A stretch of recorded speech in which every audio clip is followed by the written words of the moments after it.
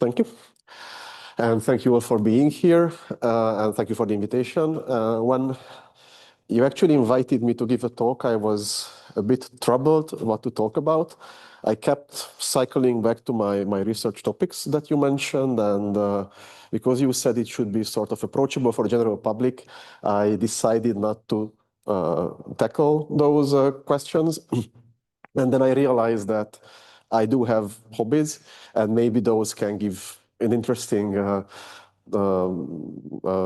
basis for a talk. And that's how I ended up at, well, not Risk in the beginning, but board games. Because truth to be told, I have been a board game fan for a very young age, and I was quite lucky to have a variety of different board games in the family house, and not just the family house, but the extended family as well. And of course, we had all the usual suspects, the games that you would sort of see in different households. But at the same time, I still don't know why or who initiated this, but I had access to some let's say, new wave wish board games at that time. Because currently, if you talk about board games today, they are sort of sexy, or at least they became more mainstream than they used to be.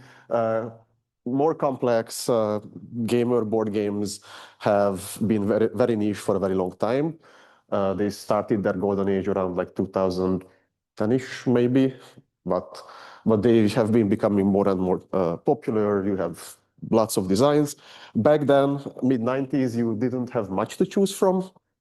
But for some reason, I had a well-curated library of board games, and I played it with siblings. I played it with cousins. I have quite a large family, so we had our fair share of game days and game nights. And as I mentioned, we sort of moved past the traditional board games like Monopoly or Ludo or things like this. And we played a lot with these mostly German-style board games. But there was actually one sort of traditional board game that's a very old design that kept rearing its ugly head back and back whenever we played. And that was basically Risk that I will get to. But my board game hobby sort of transitioned to a stage where it might be a bit unhealthy.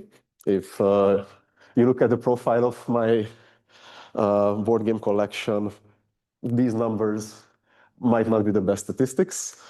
Definitely not from the perspective of space they take up in various locations around the world now. But as I have less and less time to play these board games, they sort of accumulate and they don't get the love that they need. And this sort of gave me the idea of choose a board game that I could talk about and has some interesting mathematical connections. And you might argue that all board games have interesting mathematical connections, but there's one that I wouldn't say dear to my heart, but a very defining game in my life. And this is actually Risk. And this edition, this Hungarian edition that I have here, this is a game that we also had. Actually, we had multiple copies around the family from the mid-90s, but the game itself was published in 1957 or 59, depending on the sources you look at. One very defining characteristic of this game was that it was massive and epic. It was a huge board. You had miniatures. It was very lavish. And of course, as young kids, we just loved to play around with this game. And did I mention that it had miniatures and even more miniatures? So it was a very impressive game at the time. I don't know how many of you know the game itself. We will get to the topic and things like that. But this was the main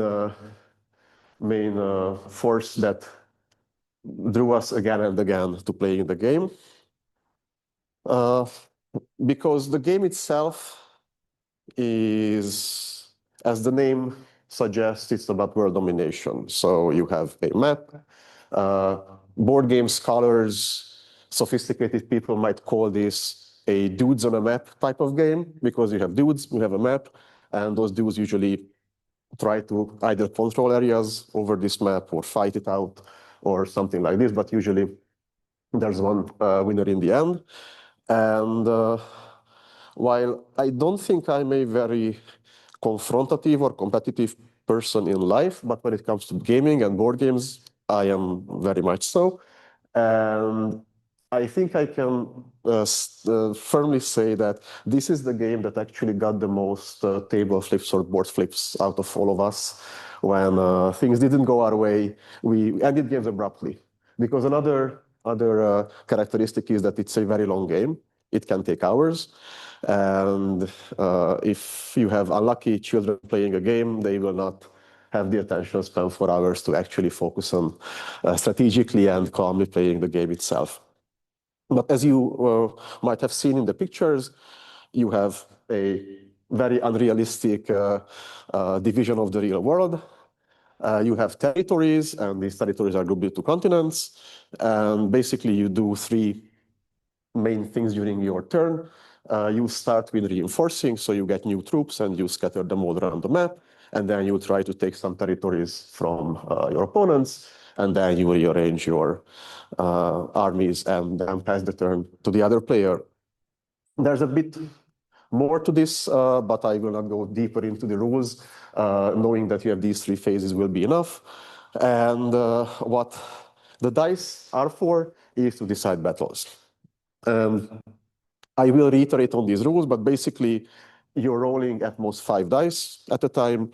Attackers can have 3, defenders can have 2. Higher die wins partially the battle itself, and ties go to the defender. That's it. These are the basic rules of the game itself. And I started thinking about somehow looking back on the strategies I used at the game and then figuring out if I actually played it properly or not 20-ish years ago. I think the last time I played this was in 2004. And so I haven't revisited the game in 20-something years. And of course, I turned my attention to a very classical way of representing games. Any game, basically, this is the so-called state space and the state transition graph that you can construct, where you have states, which are basically snapshots of the game you can have. You have your actions, which are the legal moves of the players. And then you have transition rules, which take you from one state to the other. So basically, taking an action can take you from a state to another one. And this is a very general representation. And of course, the devil is in the details of how you define all of these things to efficiently and nicely represent any game that you can play. And if you look at a state space graph, it sort of looks something like this. So here you can see that there are 2 types of actions, A1 and A2. These nodes are the different states you can transition between, and then for each move, there is a rule from which state you can take that action and to which state it takes you after that. And as you play the game, you basically choose these actions, and then you move all around these states. And usually you have a starting state where the game starts, and then you have certain states denoted as absorbing states or winning states, end states, where the game actually ends, and then you either receive some points or one player just wins, and that's it. But this is a general idea of how you can set up such a graph.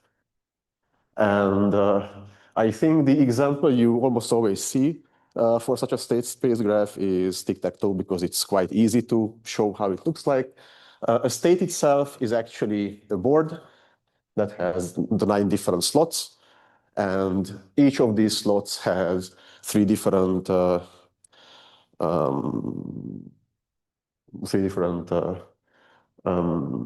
states. It can be not the states, but 3 different marks it can have. It can be empty, it can have a circle, or it can have an X in it. And basically, you would start the game with an empty board, and then the first player puts their mark in one of the empty slots. And from there, the second player puts their mark in one of the empty slots, and so on and so forth. The game goes on until you have 3 of the same marks in a row. And you might notice that this is not a complete set of options that you can have from the starting state. This is called a game tree that we have here. So basically, each layer of this game tree gives you the state after a single move. States can actually repeat in the game tree in various places. And while you might ask, why don't I have 9 different options from transitioning from the starting state to one of these states where you have a single X? You can actually be tricky when constructing this tree, and in this case, I used symmetry to just throw out some of these states. So for example, this state is the same as if you would have the X here, it's just rotated. Or this state is the same as if you would have the X here, it's just mirrored. So, you can, you don't have to represent all possible moves. You can simplify the tree this way. And for simpler games and simpler trees, you have efficient algorithms for exploring the tree and then finding actually a strategy where you can win the game preferably. In the case of tic-tac-toe, it is actually, if everyone plays optimally, it's always a draw because no matter how the first player starts, you can get a draw in this case. But if you look at different games, different well-known classical games, then the complexity just quickly explodes. There are some concepts that you talk about when you look at game trees. You have the branching factor, for example, which is basically the number of steps or choices that you have at each step. In the case of tic-tac-toe, for example, it's 9 because you have like 9 possible options in the beginning where you can put your put your mark. You have the different plies. The plies are basically the different layers of the tree, and the plies give you the number of steps in which the game usually ends. And if you look at the total number of nodes, then this can explode exponentially because basically if you have the number of positions you can put marks in. So in the case of if tic-tac-toe, this is actually 9 different positions, and I have 3 different choices, then I can have a huge game tree in this case. But tic-tac-toe is, as I said, one of the simpler games. If you go to Connect 4 or you go to chess or you go to Go, you have huge numbers, huge branching factors, and basically just even exploring a part of this tree becomes a very challenging task. And in the case of tic-tac-toe, even if you look at this, if you look at all the possible boards you can generate, because you have the 9 cells, you have 3 states, that's 3 to the 9th possible boards. That's an upper limit of how many different states you can have in your state space. But of course, not all of these boards are legal, because this includes the board where you have only X's or only nuts or other illegal positions. So if you look at just the legal positions, you simplify down the number to around 5,500. And then if you use tricks like this symmetry and the reflections, then you end up with around 800 different positions. So this is the simplest you can go with tic-tac-toe. And for such a small game, this is a lot still. And then if you look at the bound of the game tree, so how many possible play sequences you can do to finish a game. Again, if you look at 9 different, the branching factor of 9, and then hypothetically the depth of the tree can be 9, then that's 9 factorial, which is around 400,000 possible sequences. But of course, you can end games earlier and things like this. So you can cut down the number of possible games and use symmetry in the game tree as well. But still, the number of ways you can play tic-tac-toe, even after symmetry breaking and things like this, is 27,000. So all the possible sequences of choices can still be a lot. And as I mentioned, for this, you can traverse the entire game tree. But if you move up to these more complex games, then it becomes impossible. And just to give a brief idea of how this is tackled, I will not go into these concepts because this can be a presentation just in itself. But there are many different ways you can play games, or computers can play games, because of course these are all efficient algorithms and methods that they use. Usually you want to look ahead to a certain depth. You want to evaluate your path, and then based on this heuristic evaluation, you try to choose the steps that give you the best success in the future. But the most common buzzwords basically you will hear is the minimax algorithm, which basically tries to evaluate your game state and minimize your maximum loss. That's where the name comes from. And this can, if the game tree is small enough, this can traverse the entire game tree. If the game tree is large, or in many cases you cannot even generate the entire game tree because it doesn't fit into your memory, then you can modify the minimax algorithm to give you just heuristic evaluation. And for example, Deep Blue was using minimax also when it beat Kasparov years and years ago. And something that they do with the minimax algorithm is pruning, where basically they just cut down different branches of the tree that are obviously worse than the ones you've already found. And then there's a random sampling method that you can use to just look at promising parts of the tree. And this is this Monte Carlo tree search. So these are concepts that come up wherever you talk about game trees, and then the basic methods of evaluating game trees and looking ahead for a couple of steps. And when we look at this game tree concept, what makes Risk a hard game to model with game trees? So what is the big difference between the games I mentioned up until now and then the game Risk itself? Of course, it has a huge state space, many different positions, many different values these positions can take on. It's a multiplayer game, so it's not just one-on-one, but you can have up to 6 players in the game. And of course the dice, which add randomness, because all the trees, all the games you've seen before are deterministic trees. You can traverse these, but here the dice add this extra layer of complexity on top of everything else I just said.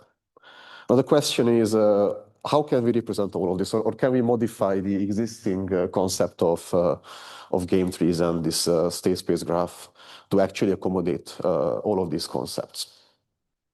And if you think about it, so first we have to somehow create a representation for the snapshot that we also had for tic-tac-toe, for example. For tic-tac-toe, we just had these 9 slots, and then you could choose what marks you have in these slots. But the Risk map itself is actually a graph. So you have your territories, which can be nodes of a graph.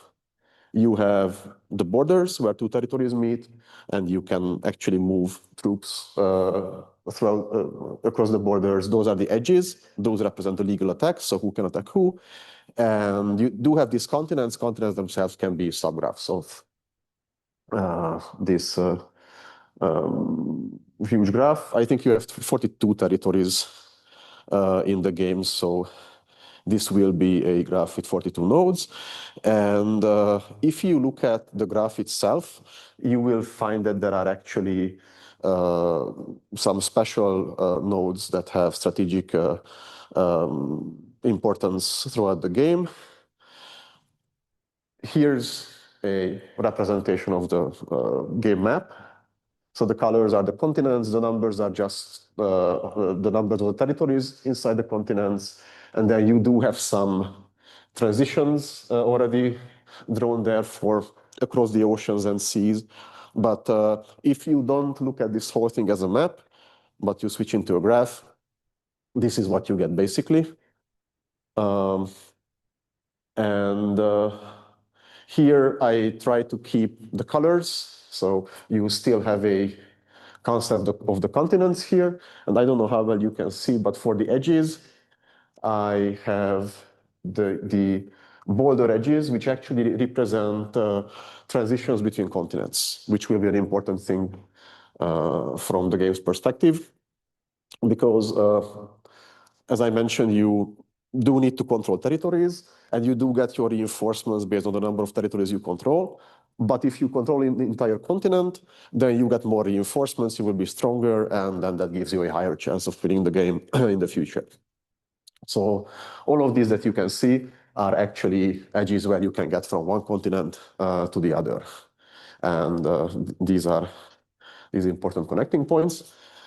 And as I mentioned, these reinforcements that you can see here vary based on the continents.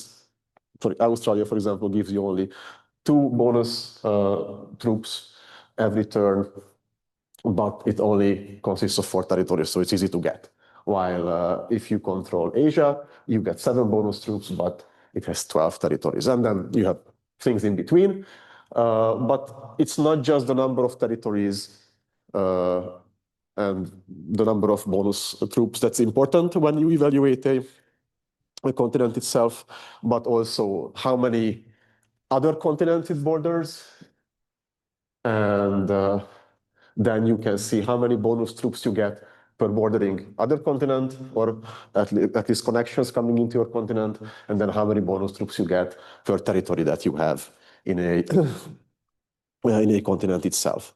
And as a child, it was not just me, but I think everyone who I played the game with, we were very certain that Australia is the best continent of all, because it only gives you 2 bonus points, but it basically has a single entrance.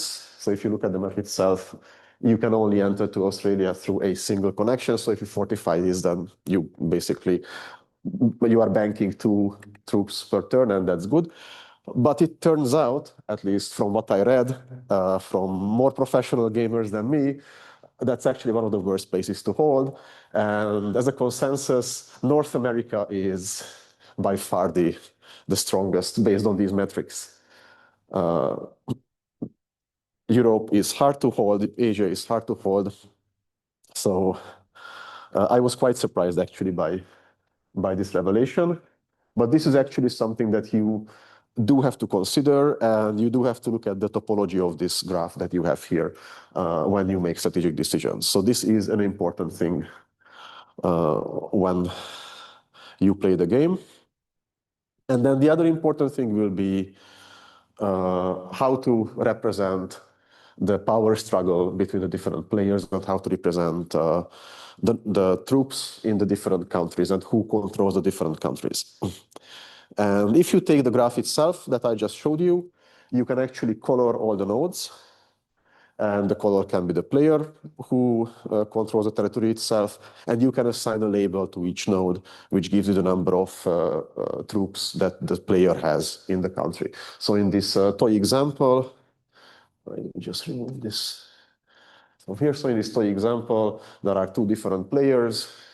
The red player controls 2 territories with 5+2 troops, and then the blue controls 3 territories with 3, 4, and 1 troops. And this can be a snapshot of the game itself. So basically taking this graph and then giving it this coloring and then this labeling method can represent a game state for you. And then the question is, what will be the transition between 2 game states? And there are actions that you can take that are quite simple. So for example, if you get new troops, then if you put a new troop to one of the territories, then you increase the number, or modify the label in the territory by 1. That's a deterministic choice. If you reorder, then you can just change the values between 2 of your territories. That's a deterministic choice. But most of the game will be spent by attacking others, and that is a stochastic decision because it's basically all controlled by the dice that you play with. So how can we look at the probabilities of the graph itself? And you sort of still have a game tree. So everything I told you about game trees before still holds. You just get a new friend here, which is a so-called chance node. Chance nodes are random events. The players have no agency over the outcome of the random events. So once you go into a chance node by an action, then you will just go into one of the possible outcomes. So here, for example, is a model of someone attacking and either losing two troops, the defender losing two troops, or they split and then each of them lose a single troop from the two territories. And you will have these transitions with certain probabilities. Now, what are these probabilities? So there's this rule that I already mentioned briefly, how combat works. Basically, we have 6 combat scenarios. The number of dice you roll with depend on the number of attacking and number of defending troops. If there's a single attacker and single defender, then attacker and defender player roll a single die. In the case of 2 and 1, you have 2 dice versus 1. If there are 3 or more attackers, then you always attack with 3 dice, so you don't get more. And this is the same for the defenders. If you have 2 or more defenders, you always defend with 2 dice, you don't get more. So these are the variations that you can have. And as I mentioned, all these scenarios basically describe a risk battle for you. So how can we use this to look at transitions? So here's an example for a battle. We have 3 attacking soldiers, 3 defending soldiers, and in the first turn of the battle, these are the outcomes. As I mentioned, you always compare the 2 highest values and then the 2 lowest values. So in this case, sorry? Not the 2 highest and 2 lowest, the 2 highest. So the 2 highest and the 2 second highest, yes. Yes, sorry. The 2 highest and 2 second highest. So the 2 highest are 6 and 5, so 6 will beat 5, which means the defender will inflict 1 casualty for the attacker, but then 4 beats 3, which means that the attacker will inflict a single casualty to the defender. So the outcome here will be each player loses a single unit. After this, you still have 3 attacker units, so the attacker rolls 3 dice, defender has 2 units, they roll 2 dice. If this is the outcome, then you compare the 2 highest values. It's 5 versus 5. Ties are broken in favor of the defender. So attacker will lose a single unit here. And then the second highest values are also 5 versus 5. So attacker will lose a second unit as well. And we have the third turn of the battle. Now the attacker only rolls a single die because they have a single unit. Defender rolls 2. Here it's 6 versus 4. Attacker wins, defender loses a single pawn. And then you have the last turn of battle. Now defender has a 6, attacker has a 5, defender wins, attacker loses their last pawn.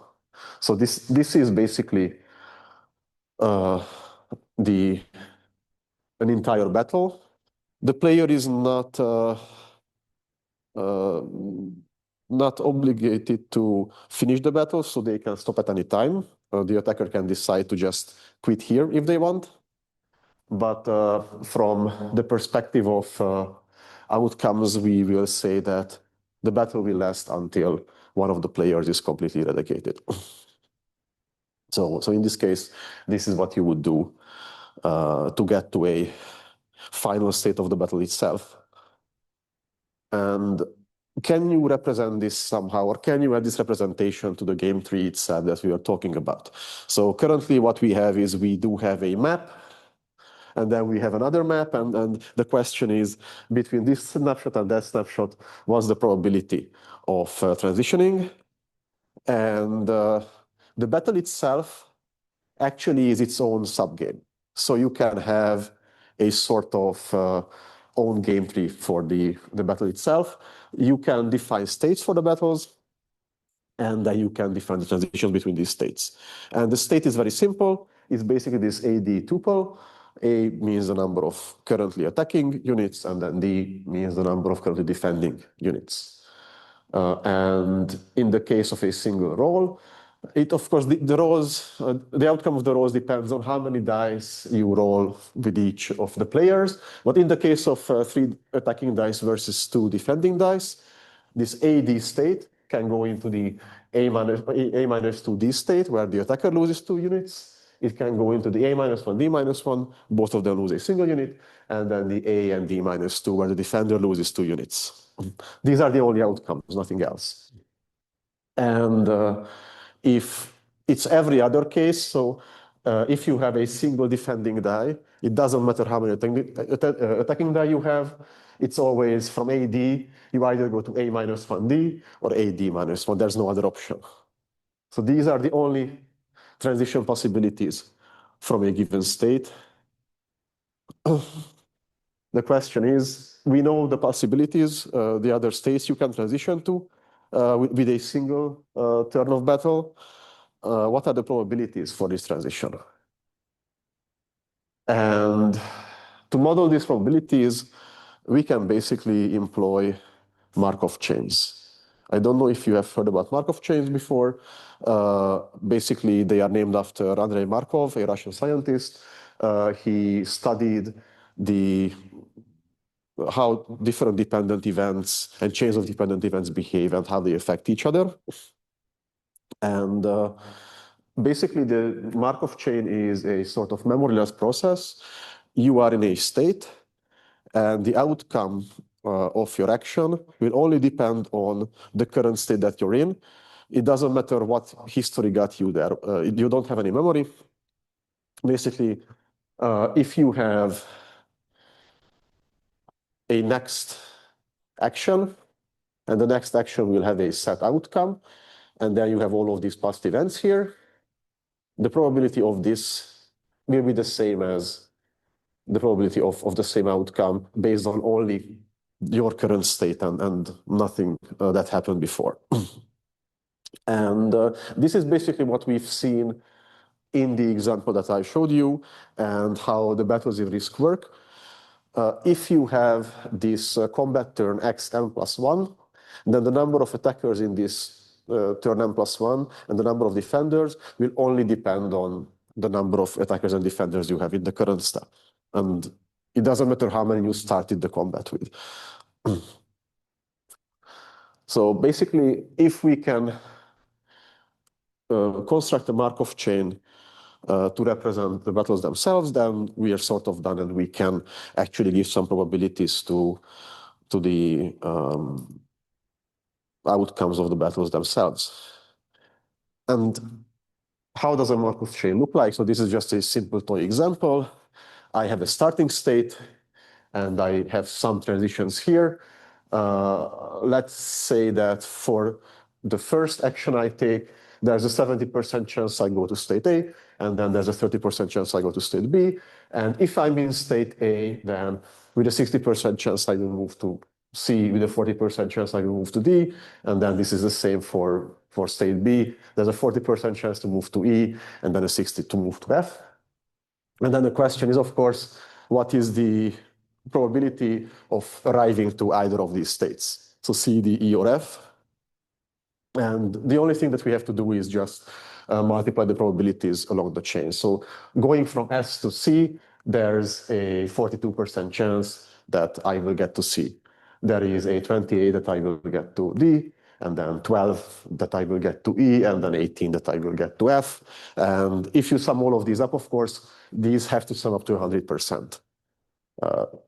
And at every transition, at every choice, you also have to the probabilities also have to sum up to 100%, of course. So this is how a Markov chain looks like, and we would like to implement this with regards to the battle rules that I just mentioned. And there is a, okay, there is a very interesting, can I somehow hide this?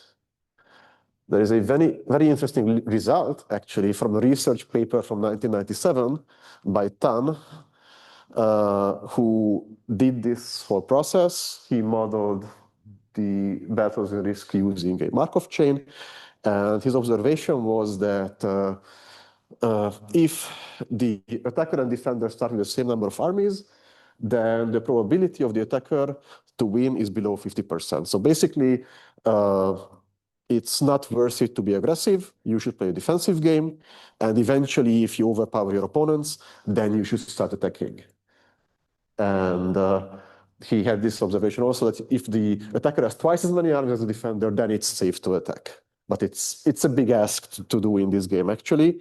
So based on this, in 1997,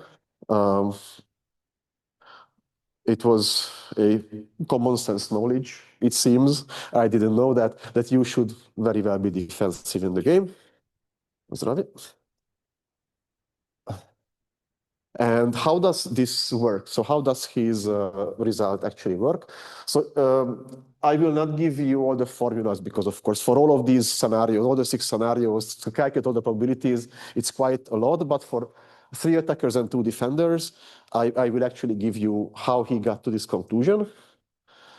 So this is the same thing that you've seen before. So the probability of the defender losing 2 units, it will be basically the probability of this y1 greater than z1 and probability of y2 greater than z2, where y represent the die of the attackers, y is the highest die of the attacker, and y2 is the second highest die of the attacker, by z represent the die of the defender, where z1 is the highest dice of the defender, and then z2 is the second highest dice of the defender. So basically, this is what Tan did, and this is what he said. So this is the probability of defender losing 2, attacker losing 2, and then both of the players losing 1 and 1. And he said that these probabilities are so because we know that y1 and z1 are independent probabilities, right? So like what's the highest probability of the attacker and the highest value of the attacker dice and the defender dice? Those are independent events. And for y2 and z2, this is the same, right? So the second highest attacker and defender dice is an independent event, so you can just multiply these probabilities and that's it. This is nice and dandy, right? And actually, it turns out it's not, because Tan made an error while doing the calculation, and Osborne, 6 years later, published a paper that corrected his results. So what do you think the problem was with Tan's observations? So everything that he said here is correct. So everything that's here is correct, but there's a very crucial thing missing. But those events are indeed independent. What is not independent? So these 2 guys and those 2 guys are not independent, right? So the dice rolls of a single player itself depend on each other, right? So your highest value depends on your second highest value, and vice versa. And this actually will modify the probabilities because now it's a joint probability distribution.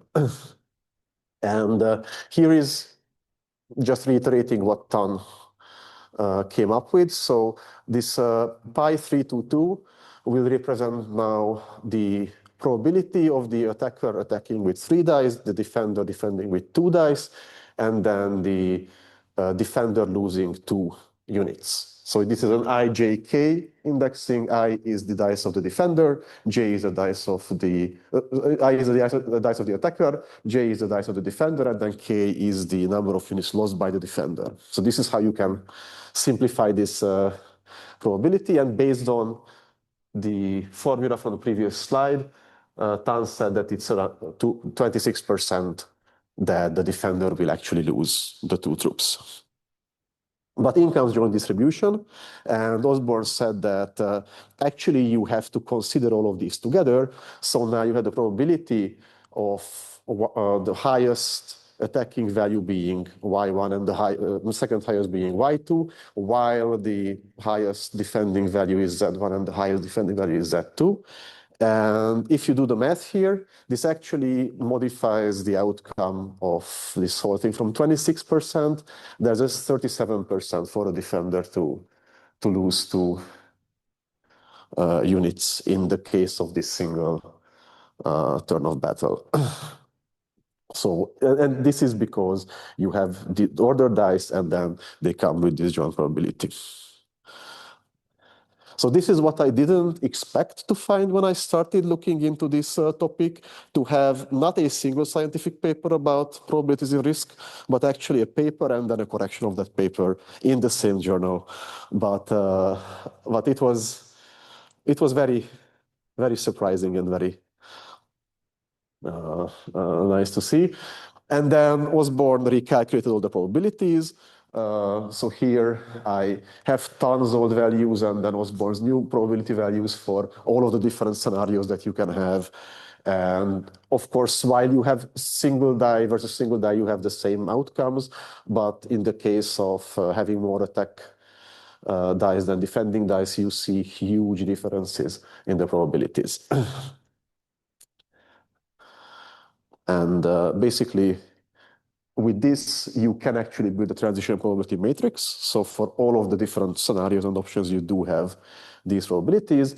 And if you have all the probabilities, then you can start constructing your Markov chain. So with this huge detour, sort of, we come back to, but how can we actually construct a Markov chain for the battle itself? And as we mentioned, you can have the states modeled as number of attackers, number of defenders. You have the starting state in your game tree, which is basically this X0, where you have all your attackers and all your defenders already. And you will have, in the Markov chain, you have absorbing states and transient states. Transient states are ones that you just go through during your journey, and absorbing states are ones that give a final state basically for you. And which ones will be your absorbing states?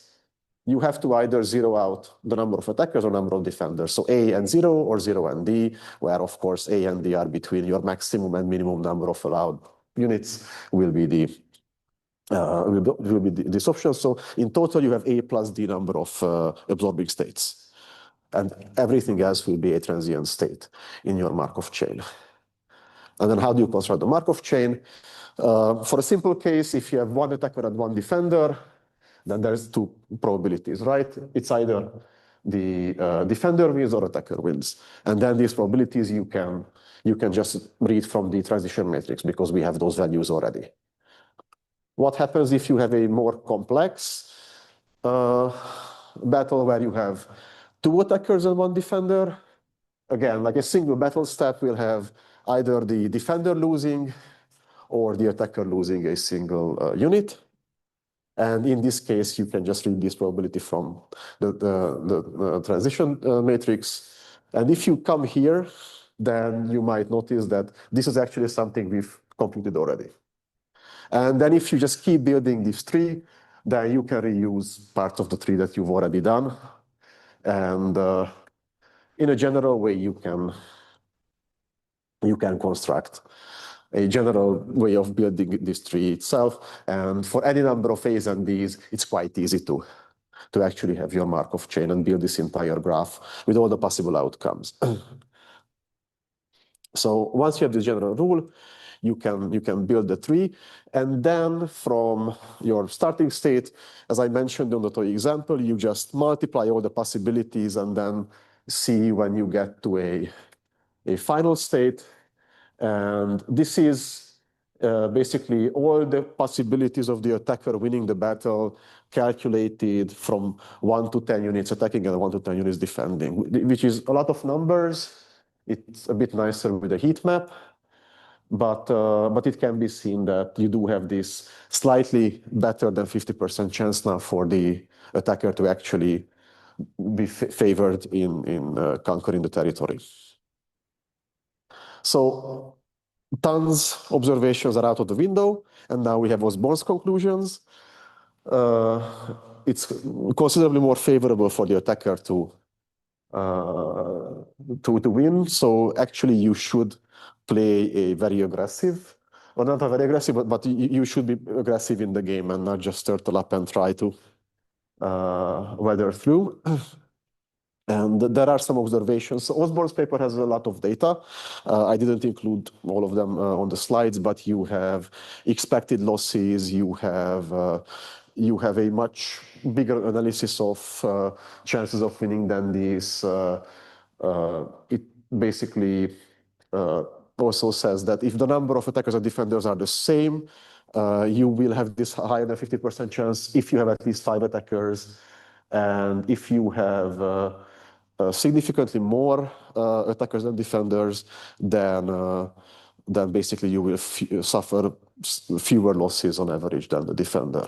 So this all adds up to be a bit aggressive in this game. So basically, this is what we can do. And then if we have these probabilities, we can just add these to the game tree, and then we know what is the option of going from one snapshot to the other, so one state of the game to another. And we've seen the mathematics of this. We've seen how battles work, but this is not the only thing that you play in this game, of course. You have this multiplayer game, as I mentioned. You have to look at the topology. You have to look at how how you scatter your troops around the map. And you also have politics in the game itself. So there's a psychological back and forth of convincing others not to attack you and deal with your opponents first. So you have to excel at all of these to actually be good at the game. And it's not enough if you know probability theory and you know Markov chains and you can calculate the outcome of the battles. So when I started this whole thing, I just thought I would revisit this game. I will relive some memories, and then that's it. But as you can see, it actually turned out to be a very rich topic. And I wasn't expecting to read scientific articles about this game itself. And I didn't even mention everything else I found, because there are players playing this game. There's a passionate player base. And there are thesis works and just hobby projects where people build AI agents, AI representations of the game. You have the Monte Carlo search variations implemented on the game trees and things like that. So there is a very, very deep and substantial material here that can be good for future research as well, I think. So I was actually pleasantly surprised, and I really hope that I could tell you new things, or at least something interesting. Thank you for your attention, and let me know if you have any questions.